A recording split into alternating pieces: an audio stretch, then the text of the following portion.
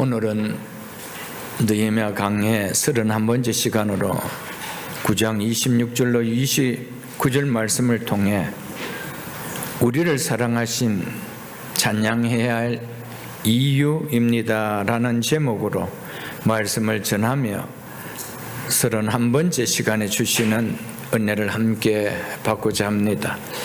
우리는 지난 주일에 이스라엘 백성이 가나안 땅을 취한 것은 결코 자신들의 힘이 아니라 하나님께서 저들의 조상들과 맺은 언약으로 인해 저들에게 허락하신 은혜와 축복의 결과임을 보았습니다.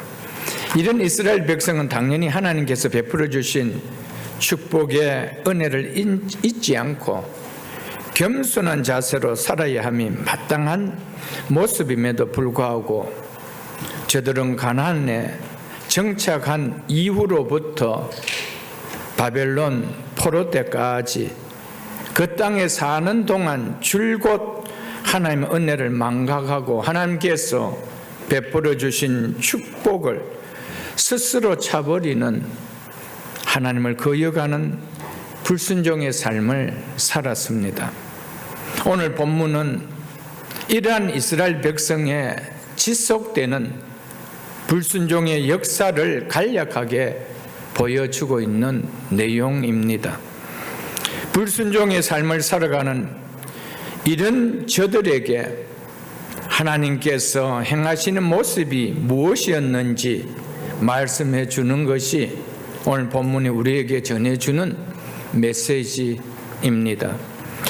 본문에 들어가기 전에 먼저 본문을 잡아 놓으시고요, 신명기 8장 12절로 14절 말씀을 보도록 하겠습니다. 네가 먹어서 배부르고 네 하나님 여호와께서 옥토를 내게 주셨으므로 말미암아 그를 찬송하리라. 내가 오늘 내게 명하는 여호와의 명령과 법도와 규례를 지키지 아니하고 네 하나님 여호와를 잊어버리지 않도록 삼갈지어다.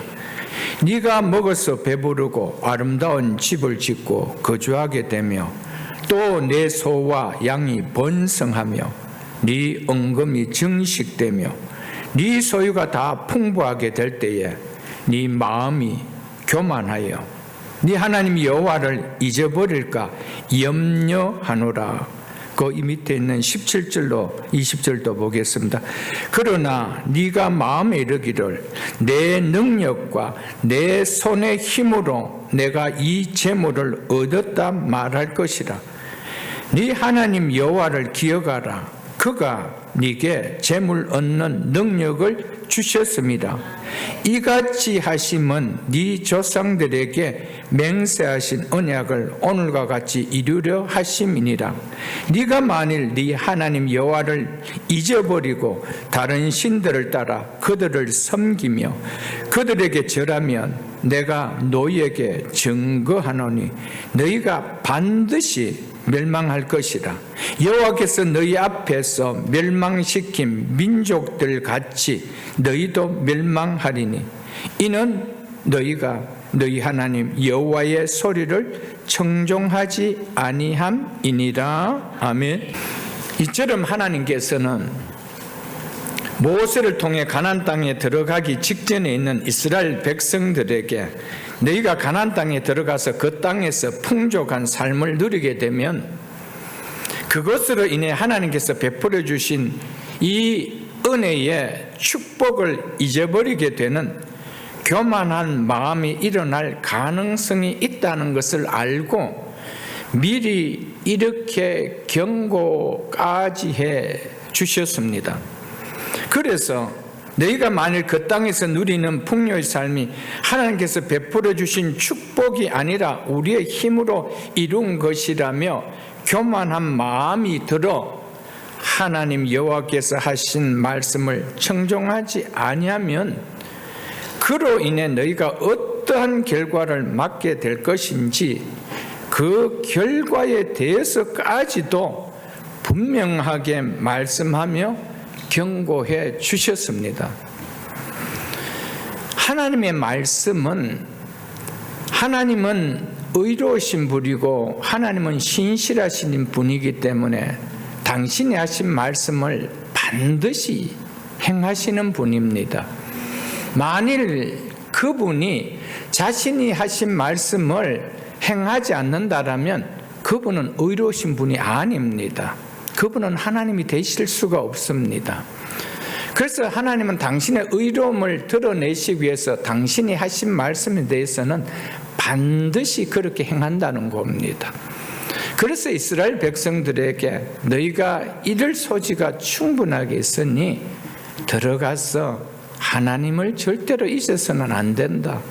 내 말을 청종하는 것을 잊어버리면 안 된다.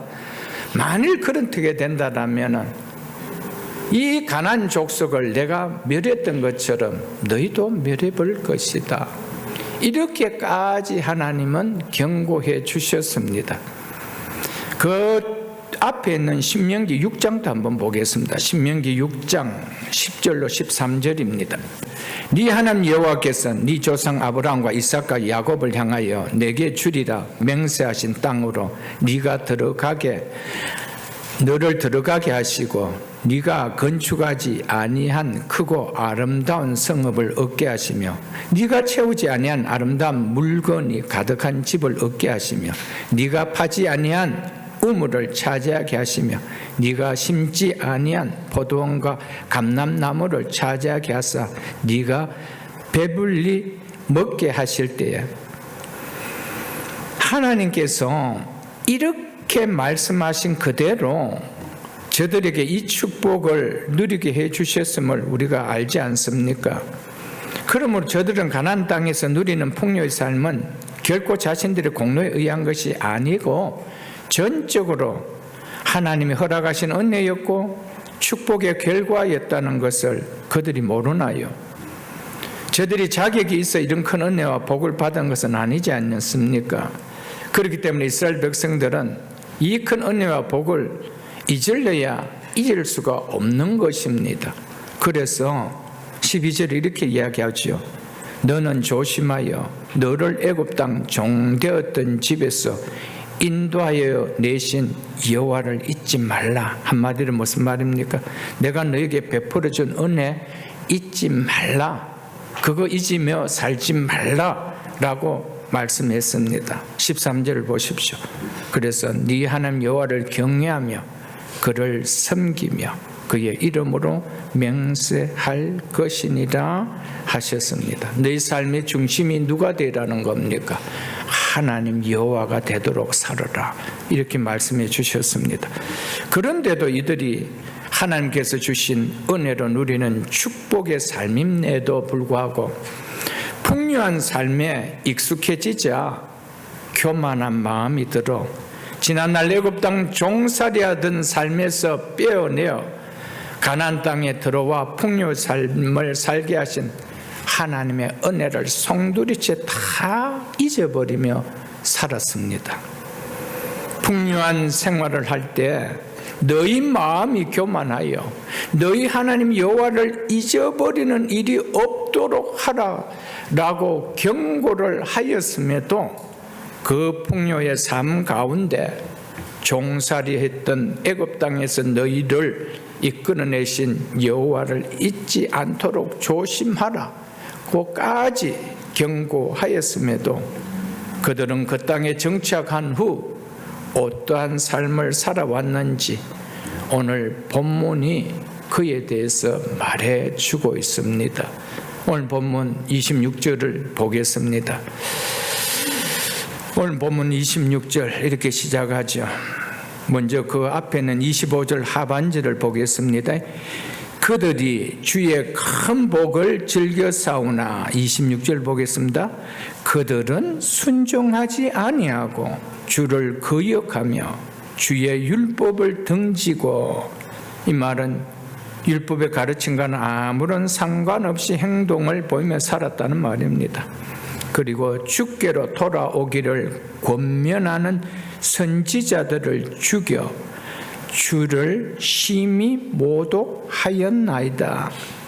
은혜를 망각하고 하나님을 거역하고 말씀에 불순종함을 보이는 패역한 백성임에도 불구하고 하나님께서 저들을 사랑하시기에 어떻게 하셨다고 합니까? 저들을 멸하지 아니하고 회개하고 돌아오도록 계속해서 선지자들을 보내주셨다라고 말씀하셨습니다. 그렇지만 저들은 도리어 하나님께서 보내주신 선지자들을 죽이기까지 하는, 하나님을 심히 모독하는 악한 죄를 저질렀다. 이것이 그들이 가나안 땅에 들어가서 살았던 삶이었다라고 말씀하고 있습니다. 이 놀라운 큰 축복의 은혜로 가나안 땅에 들어가 풍요한 삶을 누리는 가운데 이스라엘 백성들은 여호수아의 인도로 가나안 땅에 들어간 1세대들이 죽은 이후 사사시대로부터 바벨론에 의해 나라가 망하여 이방의 포로의 삶을 살 때까지 지속적으로 이러한 죄악을 하나님 앞에서 범하였다는 것입니다. 그것이 오늘 본문이 우리에게 주는 내용입니다. 이것이 은혜를 베풀어 주신 하나님 앞에 보인 이들의 모습이었다, 이걸 말씀해 주고 있습니다. 이스라엘 백성은 여러 민족 가운데 유일하게 하나님의 선민으로 선택받은 어느 민족도 상상할 수 없는 하나님의 큰 축복의 은혜를 받은 자들입니다. 저들은 갈라진 바다를 마른 땅과 같이 건너는 유일한 백성들이었습니다. 이런 은혜와 광야 40년 동안 낮에는 뜨거운 햇살이 내리쬐고 밤에는 사리에는 휴가 있는 광야를 지내면서도 한 사람도 해를 입는 자가 없는 불기둥과 불기둥이 자신들과 함께하는 은혜를 체험했던 자들이었습니다.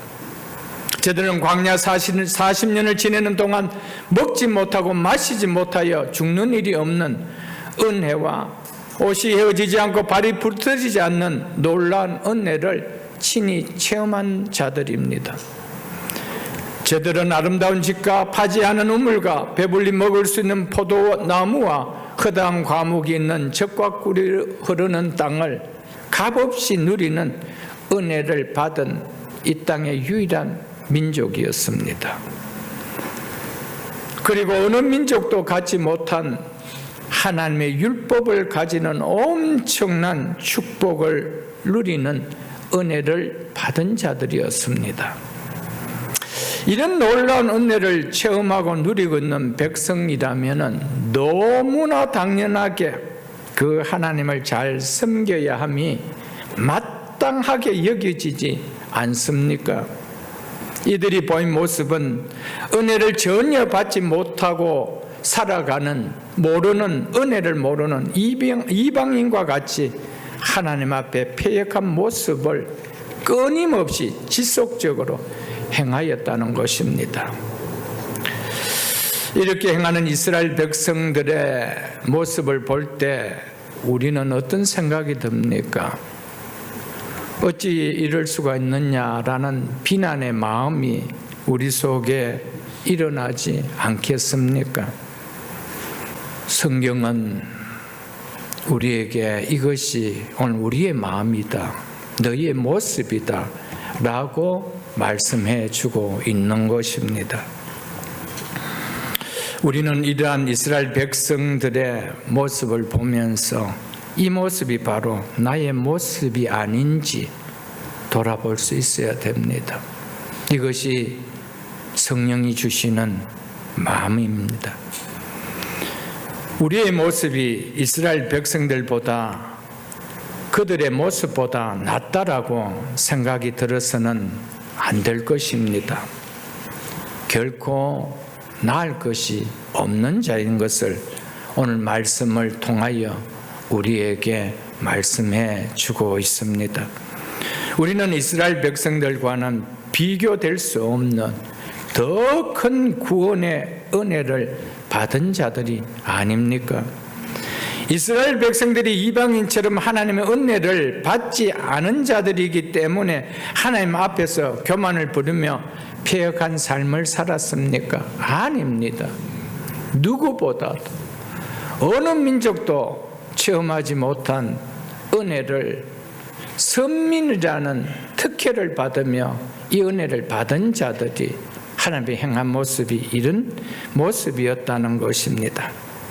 큰 은혜를 받았음에도 그 은혜를 너무 쉽게 망각하였기 때문에 하나님 앞에서 사는 생활이, 말씀을 따르며 사는 삶이 그저 불편하게 여겨져서 그래서 불순종의 삶을 살게 된 것이었습니다. 이스라엘 백성들의 이러한 모습을 보면서 우리도 이런 죄를 하나님 앞에서 행할 수 있음을 우리는 깨달아야 되고, 아니 어쩌면 지금 이스라엘 백성들이 행하고 있는 모습을 내가 그대로 카피하며 살아가고 있을지도 모를 것입니다. 이스라엘 백성들이 이방인들처럼 하나님의 은혜를 받지 않아서 하나님 앞에서 패역한 삶을 살은 것이 아닙니다. 우리가 하나님 앞에 받은 은혜가 없어서 하나님 앞에 불순종하며 하나님을 떠난 믿음을 잃어버리는 삶을 살아가는 거 아닙니다. 하나님 주신 은혜를 망각하기 때문입니다. 하나님이 주셨음에도 불구하고 하나님 앞에 아무것도 받지 않은 것처럼, 내 힘으로 살아온 것처럼 하나님의 은혜를 망각하기 때문에 하나님 앞에서 살고 싶은 생각이 없었다라는 겁니다. 그래서 고린도전서 10장 11절에 보면 과거 이스라엘 백성들에게 일어난 이런 일들이 신약시대를 살아가는 우리에게 거울이 되고 우리를 깨우치기 위하여 기록되었다라고 말씀하고 있습니다. 그러므로 이스라엘 백성들의 모습을 보면서 내 자신이 이들과 같은 죄를 행하고 있지 않은지 살펴볼 수 있고 회개하는 모습이 있어야 된다는 것이 오늘 본문을 통하여 우리에게 주시는 영적 메시지입니다. 오늘 이 말씀을 듣고 오늘 이 말씀은 나와는 아무런 관계가 없는, 나와는 무관한 말씀이라고 한다면 우리는 우리의 삶 속에서 가장 큰 축복을, 가장 큰 하나님 주신 은혜를 잊어버리는, 아니 내 스스로가 차버리는 모습이 되어질 것입니다. 왜냐하면 하나님의 사랑을 느끼지 못하기 때문입니다. 하나님 얼마나 나를 사랑하고 있다라는 그 은혜를 내가 깨닫지 못하는 이방인과 같은 자이기 때문입니다.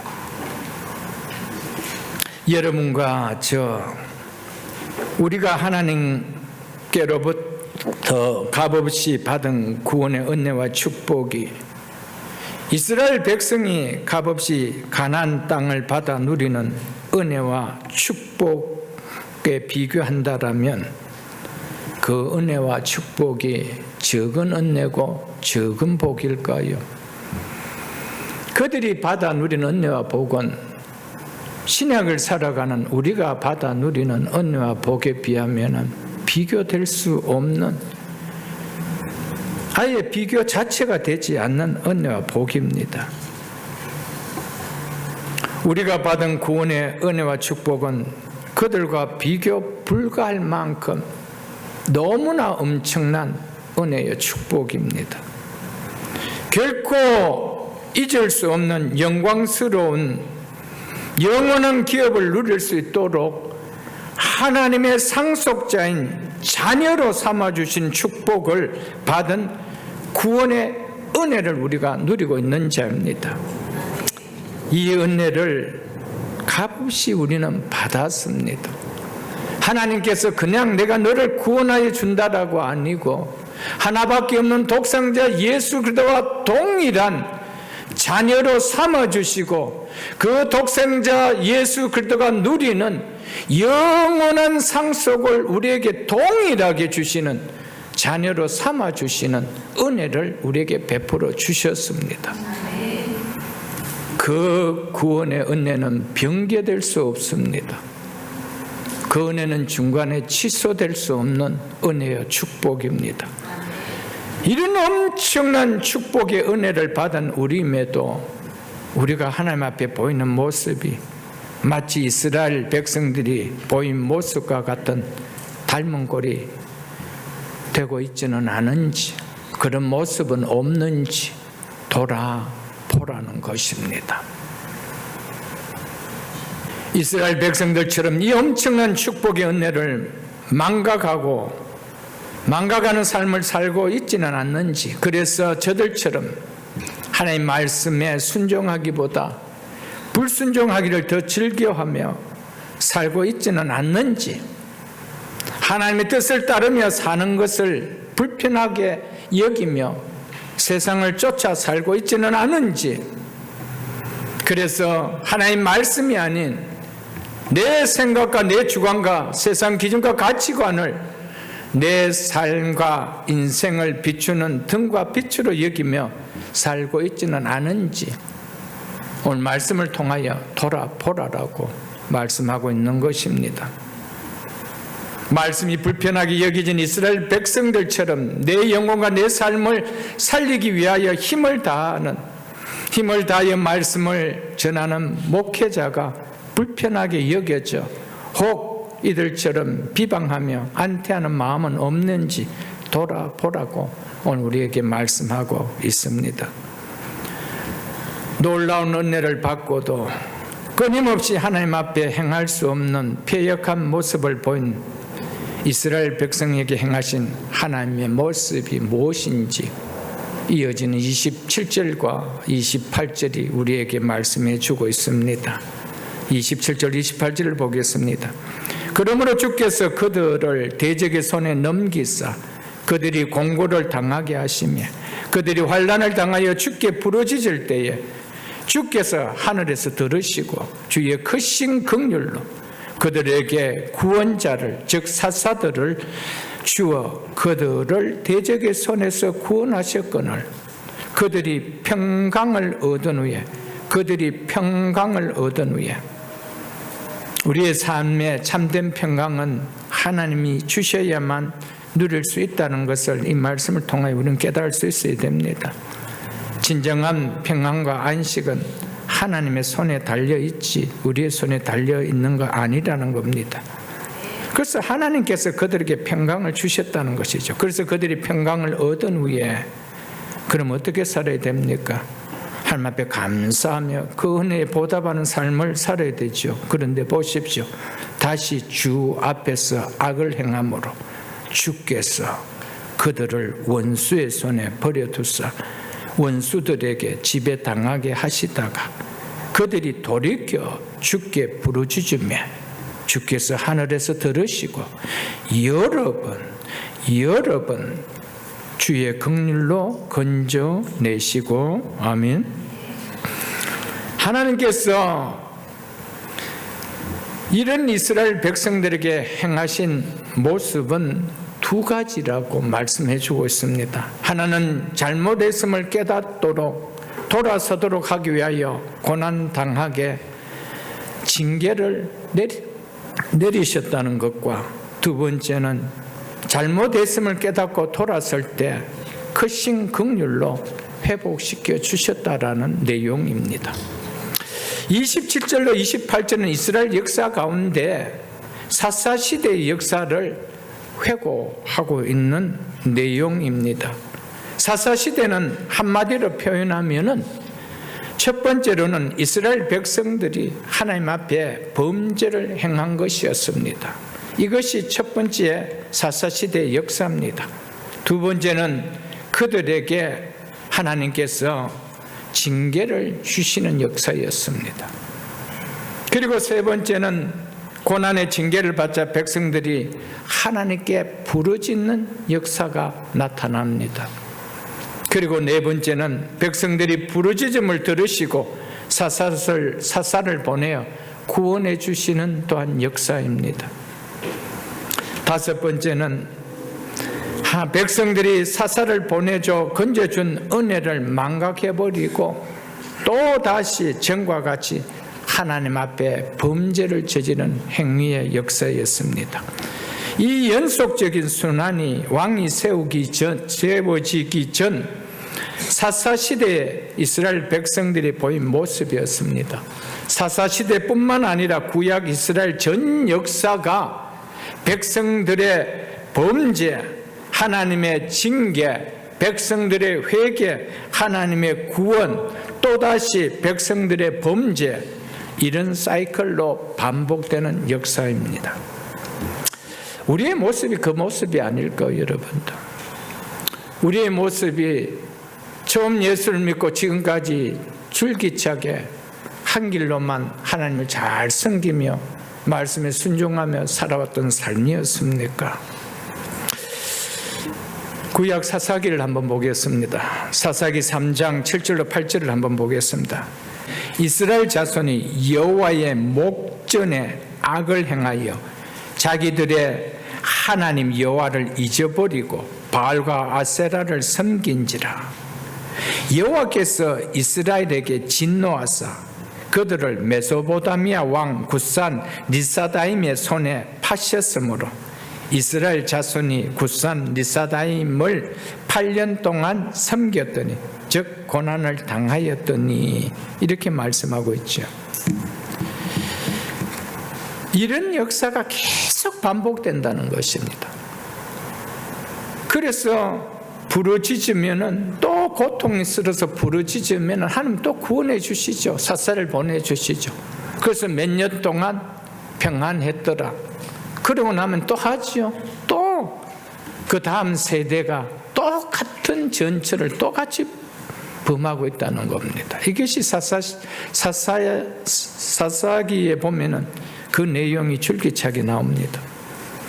이처럼 이스라엘 백성들이 잊을래야 잊을 수 없는 은혜를 망각하고 하나님을 잊어버리는 악한 행위를 할 때 하나님께서는 그들에게 고난을 당하게 하여 죄를 깨닫도록 징계를 하셨습니다. 하나님은 공의로우신 분이시기 때문에 비록 당신의 백성이라 하더라도 하나님 앞에 죄를 범하면은 결코 관과하지 않으시는 분입니다. 그렇게 하시면 그들로 죄에서 돌이키게 하기 하심이지 그들의 고난당함을 보고 즐기기 위함이 아니라는 것입니다. 은혜를 망각하며 가는 죄악의 길은 궁극적으로 파멸의 길이기 때문에, 멸망의 길이기 때문에 하나님께서 징계를 통하여 그 멸망의 길에, 그 멸망에 빠지지 않도록 하나님을 건져내시기 위하여 징계를 통하여 막게 하셨다는 것입니다. 그래서 하나님은 당신의 백성이 은혜를 망각하고 하나님을 떠나 불순종의 길을 걷다 파멸에 이르지 못하도록 하기 위하여 그들을 징계하여 불순종의 길에서 돌이키도록 하시는 것입니다. 하나님께로 돌아오게 하시는 것입니다. 그래서 그 사사기 3장 9절에 보면은 이스라엘 자손이 여호와께 부르짖으며, 여호와께서 이렇게 하죠. 여호와께 부르짖으며, 여호와께 나왔다는 말입니다. 자기 잘못들을 깨닫고 하나님께 부르짖었다라는 겁니다. 우리의 잘못을 용서해 주시고 이 일에 회복시켜 달라고 부르짖었다는 겁니다. 하나님은 이것을 원하고 계신다는 것이죠. 그럴 때 이스라엘 자손을 위한 한 구원자, 즉 사사를 세워 그들을 뭐 하셨대요? 구원하게 하시니라고 하고 있죠. 하나님께서 우리에게 하나님 말씀을 벗어나 살 때 우리의 삶 가운데 고난을 주신 이유가 뭡니까? 그 고난을 보고 즐기기 위함이 아닙니다. 그들을 거기에서 건져 회복시키기 위함이라는 것이죠. 이것이 하나님께서 당신의 백성에게 징계하시는 목적이라는 겁니다.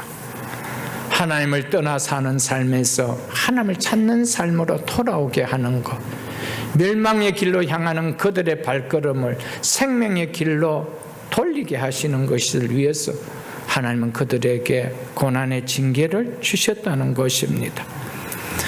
하나님은 공의로우신 분이시지만 동시에 자기 백성을 긍휼히 여기시며 자기 백성에게 긍휼을 베푸시는 분이라는 것을 우리는 잊어서는 안 됩니다. 그래서 자기 백성들이 범죄를 행할 때 즉각적으로 징계를 내리시지는 잘 하지 않습니다. 저들로 하여금 돌이킬 수 있는 회개의 기회를 하나님은 주십니다. 그래도 그렇지 않을 때 하나님은 그들에게 뭘 하실까요? 징계를 하십니다. 본문 30절 보겠습니다. 그러나 주께서 그들을 여러 해 동안 뭐 하시고요? 참으시고 그런 죄를 지음에도 불구하고 여호와의 목전에서 행하였다 하는데 하나님께서는 그것을 못 본 것처럼 여러 해 동안 참으시고 라고 하죠. 여러분, 우리가 그렇지 않습니까? 뭐 이렇게 살아도 아무 일이 없던데 하나님의 눈이 멀어서 그런 것이 아니라는 겁니다. 여러분들에게 회개를 하고 돌아올 수 있도록 참아주시는 겁니다. 여러 해 동안 참으시고 또 주의 선지자를 통하여 주의 영어로 그들을 경계하시되 즉 경고하시되 그들이 듣지 아니함으로 열방 사람들의 손에 넘기시고도 이렇게 말씀하고 있습니다. 선지자를 통하여 주의 영어로 여러 차례 경고하는데도 듣지 않으면은 결국 하나님께서는 손을 대신다는 겁니다. 하나님의 말씀은 진리입니다. 절대적으로 진리입니다. 설마 그럴 수 있겠나? 여러분, 하나님의 말씀에는 설마가 없습니다. 그분은 하나님이 아니십니다. 하나님은 의로우신 하나님이시기 때문에 당신이 하신 말씀에 대해서는 반드시 행하시는 분입니다. 의로움을 드러내십니다. 그렇지 않다라면, 자기가 해놓은 말에 자기가 책임지지 않는다라면 그분은 의로우신 분이 아니요, 그분은 하나님이 아니라는 겁니다. 크신 긍휼과 길이 참으심에도 불구하고 하나님의 말씀을 무시하고 자신들의 죄를 끝까지 고집하며 불순종의 길로부터 돌아서기를 거부할 때 하나님께서는 이방 민족들을 일으켜 이스라엘 백성을 그들의 손에 붙여 불순종을 고집하는 이스라엘 백성들을 징계하게 하셨던 것입니다. 하나님은 당신의 뜻을 거스리고 불순종의 죄를 범하는 당신의 백성들을 사랑하시기에 징계하십니다. 아무런 관심도 없고 관계도 없던 자라면 하나님은 그렇게 하실 이유가 없습니다. 그래서 우리는 우리의 삶에 원치 않은 고통이 찾아올 때 먼저 죄로 인한 것이 아닌가? 하나님 앞에 내가 어떻게 살아왔는지 하나님 앞에 살아온 삶을 돌아보며 살펴보아야 한다는 것입니다. 물론 우리에게 찾아오는 고난은 꼭 말씀을 떠난 불순종의 죄로 인한 것만 있는 것은 아닙니다. 때로는 믿음에 서지 못하도록 싸움을 걸어오는 사단의 세력의 시기와 핍박에서 오는 경우도 있고요, 우리의 믿음을 더욱 견고하게 하셔서 축복하기 위하여 하나님께서 우리를 시험하셔서 테스트하셔서 오는 경우도 있습니다. 만일 우리에게 원치 않은 고난이 있다면 1차적으로 돌아봐야 될 것은 하나님 앞에서의 내가 살아온 삶을 꼭 돌아봐야 됩니다. 내가 그 오랜 시간 동안 하나님 말씀 앞에 내가 어떤 자세로 살아왔는지, 어떤 모습으로 살아왔는지 돌아봐야 된다는 겁니다. 하나님 말씀을 떠난 불순종의 죄로 인한 고통은 아닌지, 징계는 아닌지 돌아봐야 한다는 겁니다. 만일 그렇지 않다면 하나님께서 우리의 믿음을 연단하기 위해 주신 거라면, 인내로 고난을 극복한다라면 장차 우리에게 주실 은혜와 상급은 더 크지요. 그러나 믿음을 잃은 불순종의 죄로 인한 고난이라 깨달아지고 느껴지면 잘못을 회개하고 믿음의 자리로 반드시 돌아서야 됩니다. 말씀에 순종하는 삶으로 돌아서야 됩니다. 왜냐하면 하나님께서는 이것을 기대하시고 주신 것이기 때문입니다. 이것만이 우리의 삶 가운데 주신 고난의 문제를 해결할 수 있는 유일한 길입니다. 다른 길은 없습니다. 더 벗어나면 벗어날수록 더 어렵고 더 꼬이지 하나님께서 풀어주시는 일은 없습니다. 이스라엘 백성이 고통 가운데 잘못을 회개하며 부르짖을 때 하나님께서 어떻게 하셨습니까? 그 부르짖음을 외면하셨던가요? 네가 이제 와서 회개하나 그러시던가요? 아닙니다. 그 부르짖음을 외면치 않으시고 그들을 그 고통의 자리에서 구원해 주셨다라고 성경은 분명하게 말씀해 주고 있습니다. 그래서 이스라엘 자손이 여호와께 부르짖음에 여호와께서 이스라엘 자손을 위하여 한 구원자를 세워 그들을 구원하게 하셨다라고 분명하게 말씀하고 계십니다. 이스라엘 백성이 멸망당하지 않고 이런 구원을 얻은 것은 그럴 만한 어떤 공로가 그들에게 있었어가 결코 아닙니다. 그래서 오늘 본문 그 앞에 17절을 한번 보겠습니다. 우리 이미 보았던 말씀입니다. 본문 앞에 17절 후반절을 한번 보겠습니다. 주께서는 용서하시는 하나님이시라. 은혜로우시며 긍휼히 여기시며 더디 노하시며 인자가 풍부하심으로 그들을 버리지 아니하셨나이다. 아멘. 이스라엘 백성들이 잘났어. 그런 공로가 있어서 멸망당하지 않은 거 아닙니다. 버림받지 않은 거 아니었습니다. 우리 또한 동일합니다. 우리가 하나님 앞에서 잘났어가 아닙니다. 주께서는 용서하시는 하나님이기 때문에 그 하나님이기 때문에 우리가 용서를 받기 때문에 버림을 당하지 않은 것이죠. 이스라엘 백성이 끝끝내 회개함이 없다라면 그들은 바벨론에서 그 인생들이 끝나버렸습니다. 그 민족 자체가 소멸되어 버렸습니다. 그들이 잘못을 깨닫고 회개할 때 하나님은 고토로 다시 돌아오게 하신 은혜가 있었죠. 우리의 삶 동일합니다. 하나님 앞에 옳지 않는 고집 부려서 덕볼 거 아무것도 없습니다. 하나님 앞에 하나님께서 주의 종들을 세워서 말씀을 전할 때 성령으로 전하는 그 말씀 앞에 듣고 순복하는 것이 내 인생 가장 복되다라는 겸손한 마음을 가질 수 있기를 주의 이름을 축복합니다. 사사시대뿐 아니라 구약 이스라엘 전 역사를 성경을 통하여 우리가 보면은 하나님께서 한 번만 용서해 주시고 그들 고난에서 건져 주신 것은 아니었습니다. 죄를 짓고 깨닫게 하기 위하여 징계를 주실 때마다 회개하면 그때마다 크신 긍휼로 인해서 고난에서 건져 주시는 구원의 은혜를 베풀어 주셨습니다. 그래서 오늘 본문 다음 시간에 볼 30절 후반절부터 제가 31절까지 한번 읽어드리겠습니다. 30절 후반절입니다.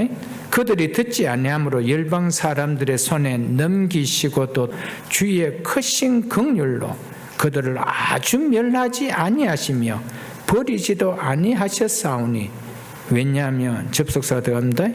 왜냐하면 주는 의로우시고 불쌍히 여기시는 하나님이시기 때문이라. 아멘.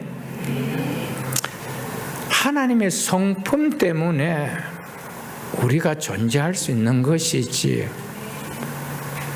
내가 이만큼 하나님 앞에 착한 삶을, 조금 믿음의 삶을 보였기 때문에 우리를 버리신 거 아닙니다. 우리가 하나님 앞에서 믿음으로 산 삶이 많습니까? 하나님 마음에 못질하며 산 삶이 많습니까?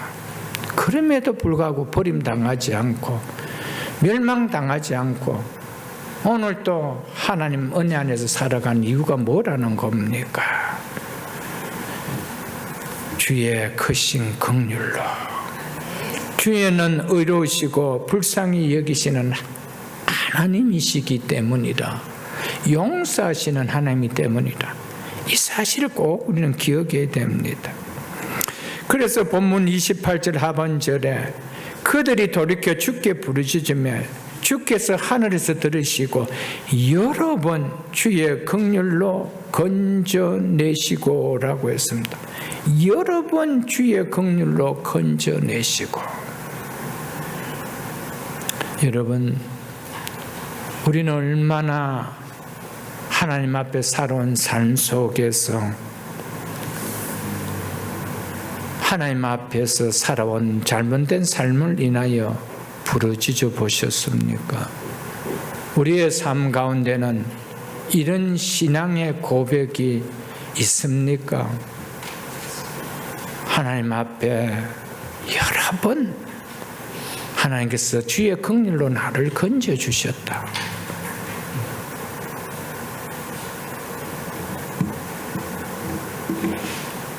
말씀 듣기 위하여 우리가 예배 자리 나오는 거, 예배 드림의 중요한 시간 아니에요, 여러분들.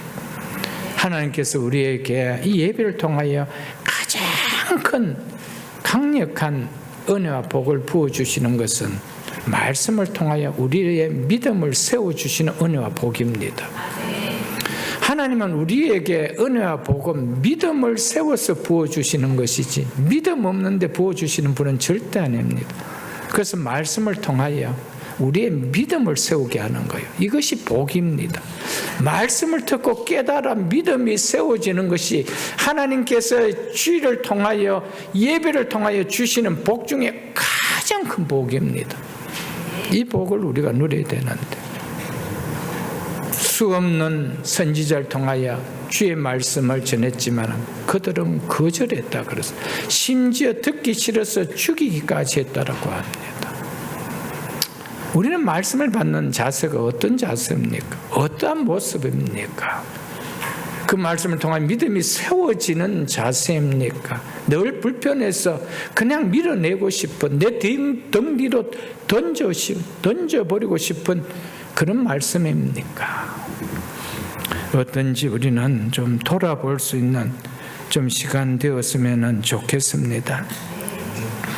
오늘 말씀을 통해 우리는 우리의 잘못으로 하나님께서 징계의 매를 드시지만 그럼에도 진노 중에도 긍휼을 베푸시는 하나님의 사랑과 은혜를 깨달을 수 있어야 됩니다. 진노 중에서도 긍휼을 베푸시는 하나님의 이 사랑과 은혜 없이는 우리는 살아갈 수가 없습니다.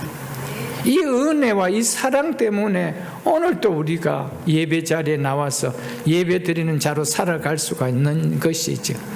하나님께서 진노 가운데 우리를 버렸다라면 우리는 벌써 지옥 형벌 속에 있어야 될 존재들 아닐까요, 여러분들? 택한 백성을 사랑하시는 하나님의 크신 긍휼함이 없었다면 이스라엘 백성들은 벌써 하나님의 진노로 멸망당하고 버림을 당함이 마땅했을 것입니다. 우리 또한 우리를 사랑하시는 하나님의 크신 긍휼이 없었다라면 우리도 벌써 하나님의 진노로 멸망당하고 버림을 당함이 마땅했을 것입니다. 그러므로 반복해서 용서해 주시는 하나님의 긍휼하심을 우리는 찬양해야 됩니다. 29절을 보겠습니다.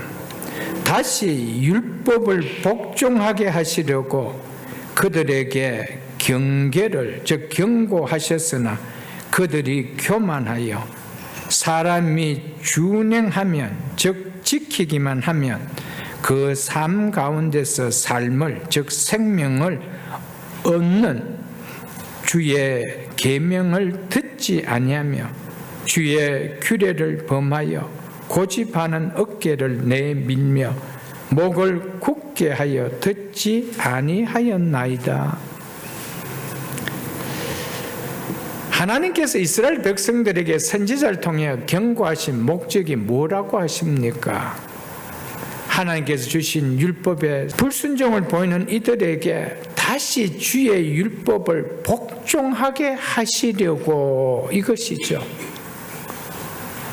다시 주의 율법을 복종하게 하시려고. 즉 선민 언약 백성의 본문인 하나님의 말씀을 성실히 준행하며 살기 위해서 하나님께서는 선지자를 통하여 수없이 경고하셨다라고 말씀하고 있습니다.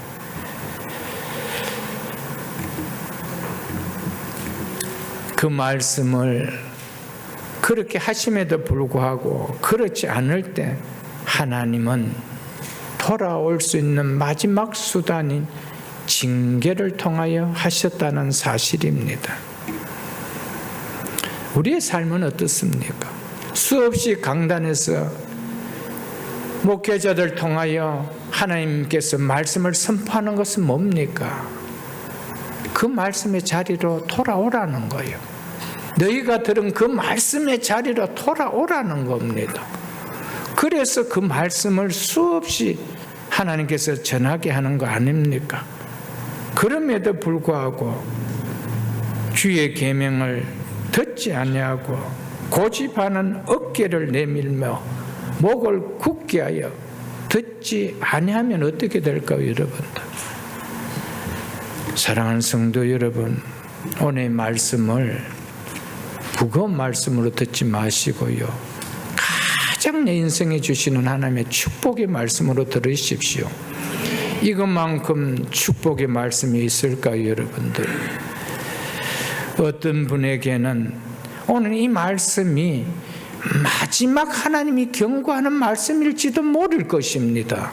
그것을 누가 할까요, 여러분들? 사랑하는 성도 여러분, 이스라엘 백성들에게 마냥 하나님은 선지자를 보내고 또 보내고 또 보내신 거 아니었습니다. 기간이 있었습니다. 기한이 있었습니다.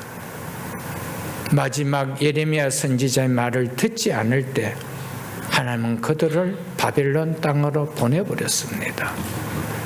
사랑하는 성도 여러분, 우리에게 늘 들려오는 말씀이니까 늘 들을 수 있는 말씀이라고 생각하지 마십시오, 여러분들. 그들이 교만하여 사람이 준행하면 그 가운데서 삶을, 즉 생명을 얻는 주의 계명을 듣지 않고, 이렇게 하고 있죠. 주의 계명을, 즉 하나님 말씀을 오늘 본문은 무엇이라고 표현하고 있습니까? 사람이 준행하면 그 가운데서 생명을 얻는 것이라, 이렇게 말씀하고 있습니다. 지키면 생명을 얻게 되는 말씀을 주셨는데도 이스라엘 백성들은 지속적으로 자신들에게 생명을 주는 말씀을 거역했다라고 했습니다. 불순종했다라고 했습니다. 그 말씀으로부터 멀어졌다는 것입니다. 그러니까 결국 생명에서 멀어지니까 거하는 곳이 어디였습니까? 파멸의 장소였죠. 이 말씀 꼭 기억하십시오. 사람이 준행하면 그 가운데 서서 생명을 얻는, 즉 살게 되는 주의 계명이라, 주의 말씀이라. 이 말씀이 우리를 살리는 거예요. 이 말씀 때문에 사는 거예요. 이 말씀 자체가 생명이기 때문입니다. 그런데 생명과 멀어져 버리십시오. 생명을 거역하는 길로 가보십시오. 그 길은 무슨 길일까요? 파멸이죠. 죽음이죠. 멸망이죠. 하나님께서는 당신의 택한 백성을 그곳에는 넣을 수가 없으니까 마지막 수단이 무엇이죠? 징계를 주시는 거예요. 고난을 주시는 거예요. 돌아보게 하시는 것이죠. 그래서 생명의 길로 와야 된다. 네가 생명을 얻는 자가 되어야 된다. 네가 사는 자가 되어야 된다라고 하고 있는 것입니다. 우리는 어떻습니까? 하나님께서 주신 말씀이 우리로 생명을 얻게 하는, 우리로 살게 하는 말씀임을 믿습니까? 그렇다면 우리를 살게 하는 말씀으로부터 멀어지면 그것은 생명과 멀어진 멸망으로 가는 파멸이라는 사실 또한 우리가 믿어지냐는 것입니다.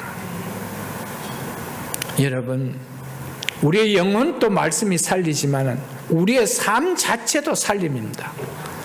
그 삶을, 그 말씀을 듣고 지킬 때 30배, 60배, 100배의 결실이 맺혔다고 했습니다. 사랑하는 성도 여러분, 우리의 삶에 하나님이 주시는 삶의 풍성은 말씀이 맺게 주는 거예요. 말씀.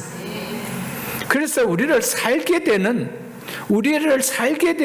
계명이라고 말씀했습니다. 우리에게 생명을 주는 주의 계명이라고 말씀했습니다. 그런데 이 말씀을 어떻게 여깁니까? 한 주간 보내면서 이 말씀을 여러분 얼마나 가까이 하고 지내십니까? 주일에 와서 겨우 한 번 듣는 말씀으로, 겨우 한 번 성경을 펴서 보는 말씀으로 끝내는 주의 말씀입니까? 여러분 어떻습니까? 그리고 나머지 모든 시간은 말씀과 무관하게 하나님을 떠나 살아가는 삶입니까? 말씀을 떠난 삶의 결론은, 그 결과는 뭐라고 합니까? 멸망이다, 패망이다, 불행이다. 그 말씀해 주고 있잖아요. 그래서 사람이 준행하면 그 가운데서 삶을 얻는, 생명을 얻는, 살게 되는 주의 계명을, 이겁니다. 이것을 이스라엘 백성들 뭐 했대요? 듣지 않고 그랬습니다. 그래서 결과 멸망으로 갔지요. 아수르로, 바벨론으로 고국 땅을 잃어버리고 하나님 주신 모든 축복을 잃어버리고 그들은 노예 삶으로 팔려가지 않았습니까? 하나님 말씀을 깃들보다 가볍게 여기지 않기를 주님 축복합니다. 하나님 말씀을 존중히 여길 수 있기를 주의 이름으로 축복합니다. 하나님께서 여러분과 저를 복된 삶을 살게 하기 위해서, 행복한 인생의 삶을 이루어가기 위해서 우리에게 말씀을 주셨습니다. 그리고 그 말씀 안에서 살으라고 하십니다. 그런 우리는 그 말씀을 이스라엘 백성들처럼 무거운 짐으로 여겨서 그 명예를 메고 싶지 않아서 던져버리고 있지는 않습니까?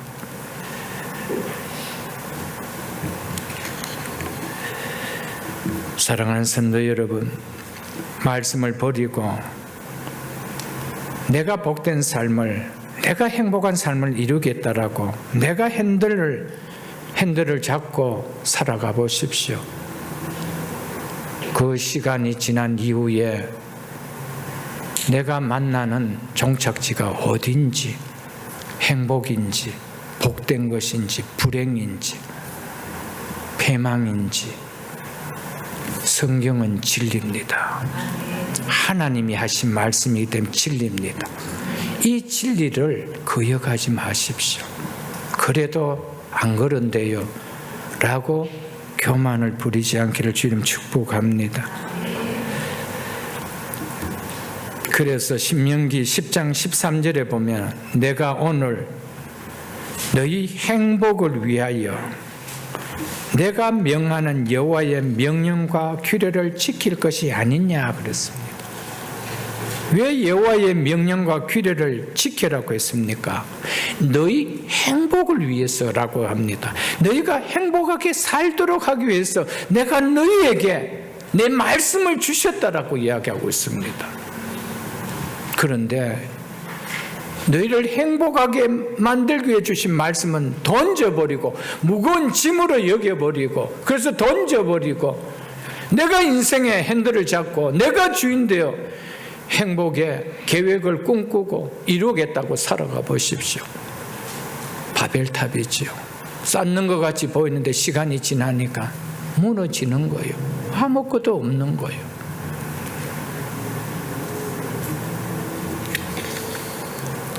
이 말씀은 절대적인 진리입니다, 여러분들. 우리의 행복을 위하여 주신 말씀 안에 우리가 살 때 우리의 인생이 가장 행복한 인생으로, 가장 행복한 가정으로, 가장 행복된 자녀로 살아갈 수가 있는 것입니다.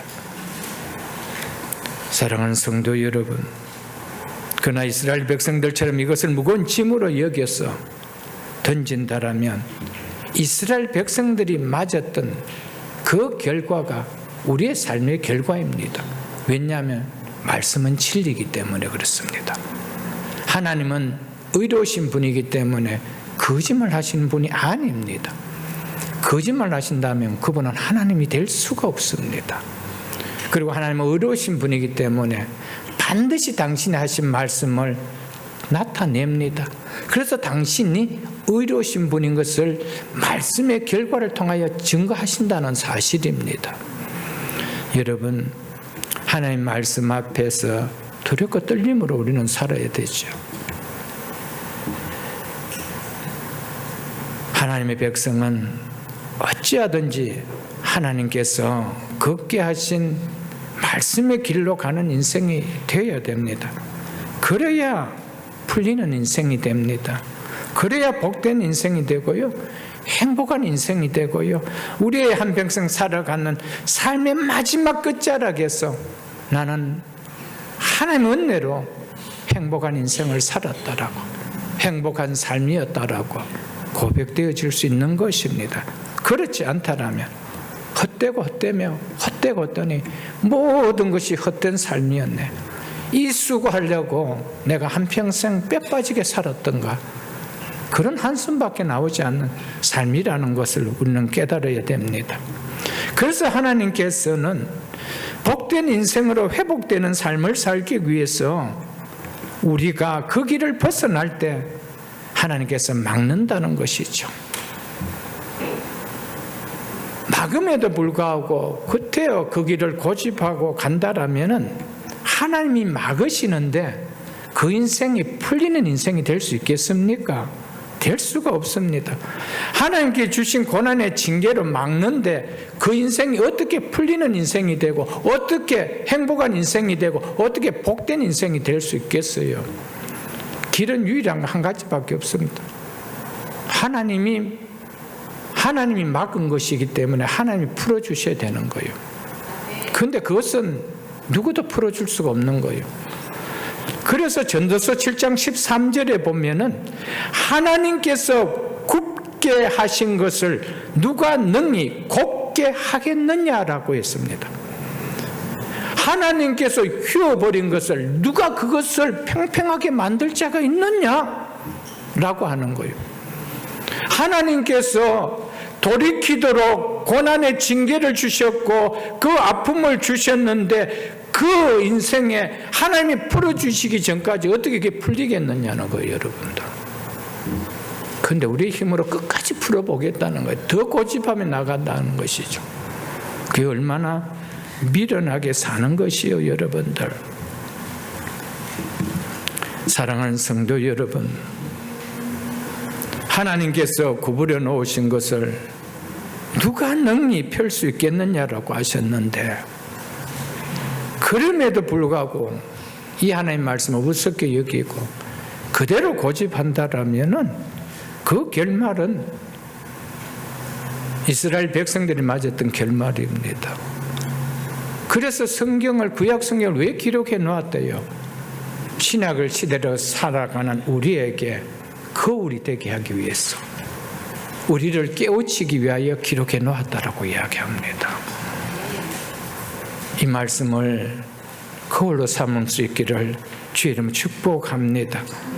그렇기 때문에 하나님께서 구부려 놓으신 것이기 때문에 하나님이 풀어주셔야 되는 거예요. 그게 뭐라는 겁니까? 하나님, 제가 잘못했습니다. 하나님께 부르짖는 거예요. 그럴 때 하나님께서 뭐 하시죠? 들으시고 그 자리에서 건져주셨다는 거예요. 이것이 또한 진리입니다. 역대하 7장 14절을 보겠습니다.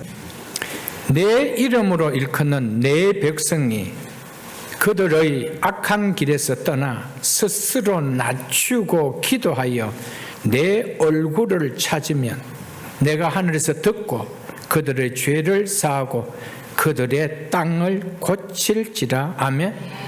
그들의 고난 당하고 있는 그 땅을 내가 고쳐주겠다는, 그 고난의 문제를 내가 풀어주겠다는 겁니다.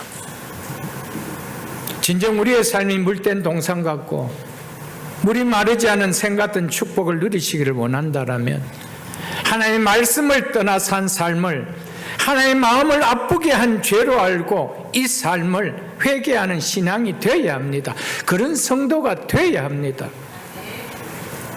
내가 살아온 삶에 대해서 아무렇게 여기지 않고 그냥 내가 예배 자리 나왔으니까 그거로 족하게 여기면 안 된다는 겁니다. 지금 내가 교회 나와서 교회 다니고 있지 않느냐, 나는 하나님 떠난 자가 아니지 않느냐 라고 하지 말라라는 겁니다. 이스라엘 백성들은 항상 성전에 나가 하나님께 제물을 드리며 예배하는 생활을 하는 자들이었습니다. 그들이 하나님을 떠나고 성전에서 예물도 드리고 예배 드리지 않은 것이 아니었다는 것입니다. 그들은 하나님을 떠난 삶을 살았지만 그들에게 습관화된 제물을 들고 성전에 나와 하나님 앞에 제사는 드렸습니다. 그런 이들을 향하여 이사야 선지자가 뭐라고 했습니까? 불의한 자는 그 생각을 버리고 여호와께 돌아오라. 그리하면 그가 긍휼히 여기시리라. 우리 하나님께 나오라. 그가 널리 용서하시리라. 이사야 55장 7절에서 말씀했습니다. 성전에 나오지 않는 자가 아니었습니다. 제물을 들고 예배를 드리지 않는 자가 아니었습니다. 그런데도 불구하고 삶 가운데는 불의한 자였습니다. 하나님과 상관없이 살았습니다. 내 생각대로 살았습니다. 하나님의 말씀이 지배하지 않았습니다. 내 생각이 지배했습니다. 그래서 불의한 자는 그 생각을 버리고 여호와께 돌아오라. 그들이 성전에 있는 자들입니다. 제물을 들고 예배를 드리고 있는 자들입니다. 그들 향해서 불의한 자라고 하면서 네 생각을 버리고 여호와께 돌아오라는 거예요. 무슨 말입니까? 말씀의 자리를 돌아오란 말입니다. 그리하면 그가 긍휼히 여기시리라. 우리 하나님께 나오라. 그가 널리 용서하시리라 외쳤습니다. 비록 교회에 나온다 할지라도 내 삶은 하나님을 떠난 불신앙의 삶, 말씀을 떠난 불순종의 생활이 될 수 있다라는 것을 말씀하고 있다는 것입니다. 하나님 앞에서 하나님 백성답지 못하고 자녀답지 못하는 불신앙과 불순종의 죄를 진심으로 회개하고 하나님께 나와야 된다는 겁니다. 정말 내 마음으로 그 말씀을 받아들이고 하나님 앞에 잘못될 것을 깨닫고 하나님 앞에 살아왔던 삶을, 나의 죄를 사하시고 하나님 용서해 달라고 할 때 하나님께서 뭐라고 하셨습니까? 너희 죄를 사하고 너희 땅을 고쳐줄 것이다. 우리의 가정을 고쳐주고 우리의 사업을 고쳐주고 우리의 인생을 고쳐주고 우리의 자녀들을 고쳐주고 우리의 모든 문제들 하나님이 고쳐주십니다. 언제요? 네가 스스로 낮추어 기도하며. 여러분, 우리 자신을 낮추지 않으면 기도가 나오지 않습니다. 교만한 가운데서는 하나님, 내가 하나님 앞에 죄를 지었습니다, 하나님 앞에 바르게 살지 못했었다, 이 기도가 나올 수가 없습니다. 그래서 하나님께서 뭐라 합니까? 스스로 너희를 낮추고 기도하면 그랬습니다. 우리는 기도하는 가운데 얼마나 교만하게 기도하기 많습니까? 하나님 앞에 잘못된 죄는 하나도 용서하지 아니하고, 이거 어려우니까 이 문제 해결해 주옵소서, 이거 힘드니까 이거 해결해 주옵소서. 하나님 아버지 아니십니까? 내가 교회 나오지 않습니까? 하나님 믿는 백성 아닙니까? 이것만 구하고 있다는 것이죠. 우리가 살았던 삶을, 그것을 낮추며 하나님 앞에 살았던 죄에 대해서는 한 번도 용서함을 구하는, 죄의 용서는 없고 우리의 필요만을 구하고 있는 우리의 삶은 아닌지 돌아보라는 겁니다. 하나님께서 우리의 자신을 낮추고 회개할 때 척박한 상황을, 그런 환경을 옥토의 축복으로 바꾸어 주신다라고 말씀합니다. 내가 그 땅을 고쳐줄 거라고 말씀하십니다. 우리의 삶을 고쳐줄 것이라고 말씀합니다. 우리의 환경을 풀어줄 것이라고 말씀하고 있다는 것입니다. 징계로 받는 고통을 내가 싸매어 낫게 해 주겠다라고 말씀해 주고 있습니다. 그래서 호세아 6장 1절도 보겠습니다. 오라 우리가 여호와께 돌아가자. 여호와께서 우리를 찢으셨으나 도로 낫게 하실 것이요 우리를 치셨으나 싸매어 주실 것입니다. 호세아 선지자는 분명하게 말합니다. 누가 우리를 찢으셨대요? 여호와께서 우리를 찢으셨대요. 누가 우리를 치셨대요? 여호와께서 우리를 치셨대요. 근데 돌아가기만 한다라면 여호와께서 우리를 찢으셨으나 도로 낫게 하실 것이요 여호와께서 우리를 치셨으나 싸매어 주실 것이라고 말씀하고 있습니다. 문제는 지금 어려움을 당하고 있는, 내가 고난을 당하고 있는 이 문제를 던져주신 분이 누구냐는 겁니다. 이걸 깨달을 줄 알아야 되는 거죠. 이걸 깨달을 줄 알아야 된다는 거예요. 하나님이 주셨다고 믿는다면 하나님이 풀어주셔야 된다고 우리가 다가서야 되는 거 아니에요, 여러분들? 이게 복이라는 겁니다. 우리의 문제를 풀어주는 것만치 복이 있나요, 여러분들? 우리의 문제를 풀어주시겠다라고 말씀하시는데 이거보다 큰 복이 있나요, 여러분들? 이 믿음을 우리에게 세워주시고 이 문제를 해결해 주시는데 이거보다 큰 복이 있느냐는 거예요, 여러분들. 예레미야 예가 3장을 한번 보겠습니다. 예레미야 예가 3장 32절로 33절도 한번 보겠습니다. 예레미야 선지자는 하나님이 심판으로 멸망한 이스라엘 성을 바라보면서 이렇게 말씀했습니다. 그가 비록 근심케 하시나 그의 풍부한 인자하심으로, 쉽게 표현하면 크신 사랑으로 긍휼히 여기실 것입니다. 주께서 인생으로 고생하게 하시며 근심하게 하시면 본심이 아니시로다. 아멘. 택한 자기 백성을 향한 하나님의 본심은 징계가 아니라는 겁니다. 사랑이라는 겁니다. 긍휼이라는 겁니다. 하나님께서 자기 백성에게 대하여 분노를 쏟으시고 치셔서 고생케 하시고 근심케 하는 것은 진정 하나님의 본심이 아니라는 겁니다. 이게 하나님이 기뻐하는 일이 아니라는 겁니다. 하나님은 자비로우시며 긍휼이 크신 분이시기에 자기 백성을 진심으로 사랑하시는 분이기에, 그럼에도 불구하고 하나님께서 자기 백성이 믿음에서 떠나 불순종의 길로, 멸망의 길로 따라갈 때는 그들을 치시어 고난과 고통을 느끼도록 징계를 주신다라고 하신 것입니다. 그 이유는 히브리서 12장 10절의 말씀처럼 오직 하나님은 우리의 유익을 위하여 그의 거룩하심에 참여케 하기 위하여 그렇게 하셨다라고 말씀하고 계십니다.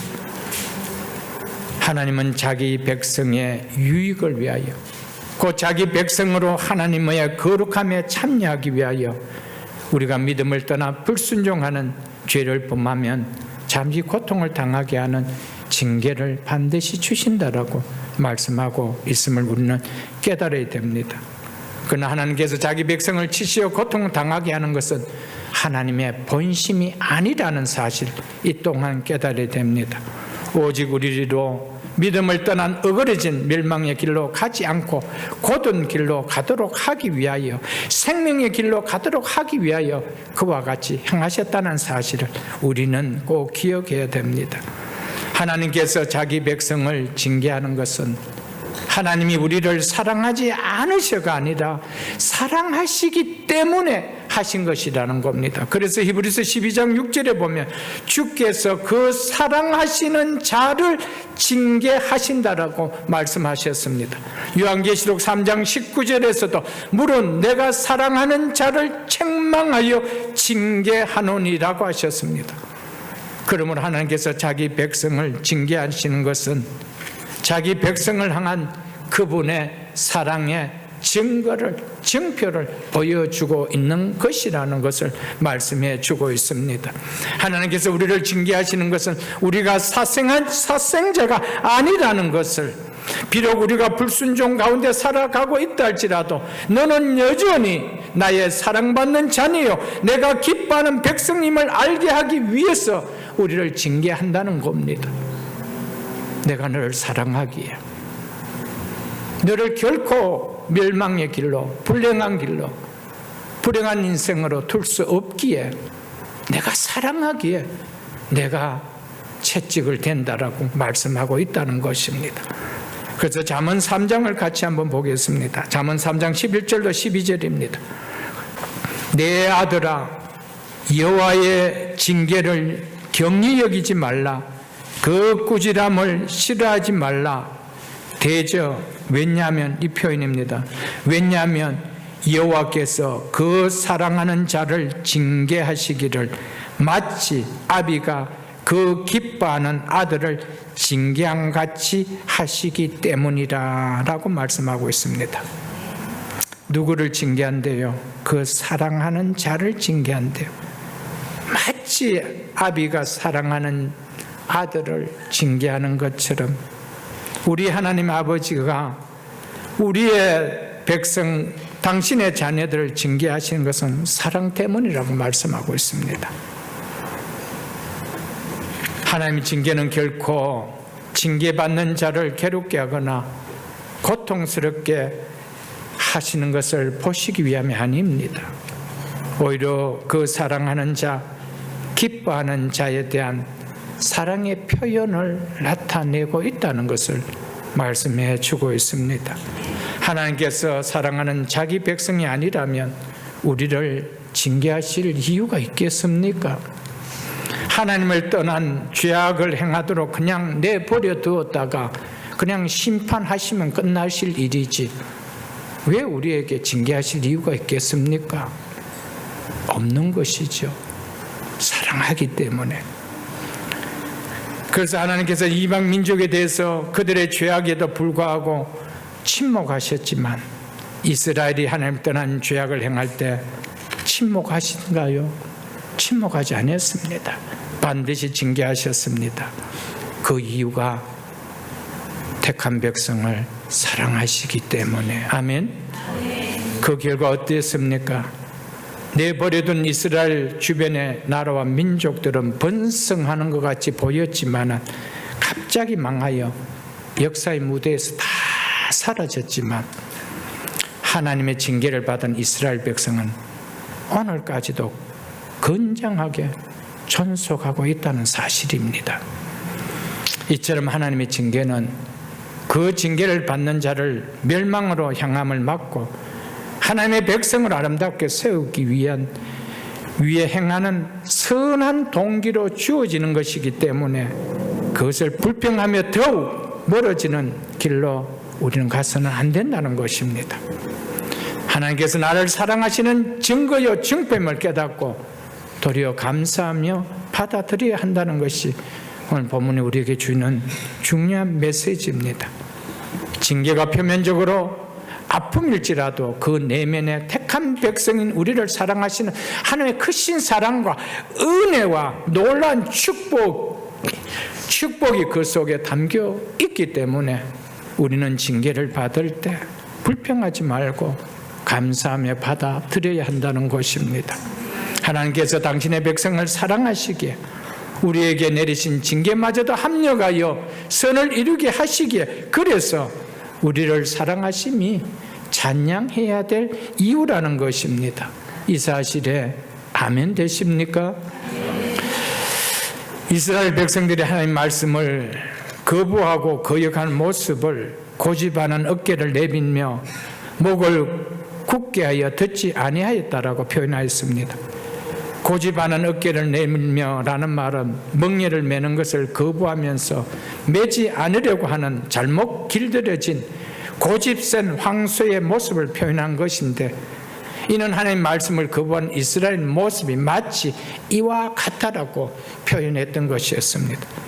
하나님께서 고집센 황소처럼 말씀을 밀어낸 이스라엘 백성들에게 수없이 하나님 말씀에 순종할 것을 권고하였지만, 그들은 주인의 인도를 따르지 않고 어깨를 내밀며 뒷걸음치는 완고한 황소처럼 끝까지 자신의 목을 굳게 하여 권고를 듣지 아니했다는 것입니다. 그래서 호세아 4장 16절에 보면 이스라엘은 완강한 암소처럼 완강하니라고 했습니다. 주인의 뜻에 순종하기를 거역하는 고집센 황소를 주인은 어떻게 할까요? 계속 그냥 둘까요? 가만히 보고만 계실까요? 그렇지 않지요. 완고한 소를 길들이기 위하여 주인은 매를 듭니다. 그러나 그 소를 결코 잡아먹지는 않지요. 완고한 황소처럼 고집을 피우며 하나님의 말씀을 계속 밀어낸 이스라엘 백성의 그 결과가 무엇이었는지, 그 불순종의 고집으로 인해 얻은 결과가 무엇이었는지 우리는 너무 잘 알 것입니다. 우리에게는 하나님 말씀을 대하는 모습이 완강한 소 같은 모습은 없습니까? 수없는 말씀을 전하고 권면하고 가르치고 때로는 강력하게 외쳐도 그 말씀을 어떻게 받습니까? 고집하며 어깨를 내밀며 목을 굳게 하여 듣지 않은 이스라엘의 백성과 같은 모습이라면 우리의 결말 그렇게 어렵지 않습니다. 오늘도 이런 우리에게 하나님은 돌아오라는 거예요. 길들여진 소처럼 하나님 주신 말씀의 멍에를 메고 그 길을 가자라고 말씀합니다. 그것이 불편하다고 뒷발치는 완고한 소처럼 그 멍에를 던져버리려고 하지 마시고요. 말씀을 맺겠습니다. 고집센 황소처럼 아무리 말씀을 들려주어도 말씀을 밀어내는 이스라엘 백성들 같이 내 영혼과 내 삶을 살리는 생명의 길이 아닌 끝내는 패망의 길로 가려고 하는 그 길이 되지 마시고요. 하나님은 그럼에도 불구하고 여러분과 저를 사랑하셔서 그 길을 어떻게 하든지 막고 순례길을 끝까지 행할 수 있도록 때로는 힘든 징계를 주신다 할지라도 그것은 나를 사랑하신 하나님의 증표인 줄 알고 하나님 앞에 감사하며 찬양하며 예배하며 이 길을 끝까지 갈 수 있는 우리 모두가 다 될 수 있기를 주의 이름으로 축복합니다.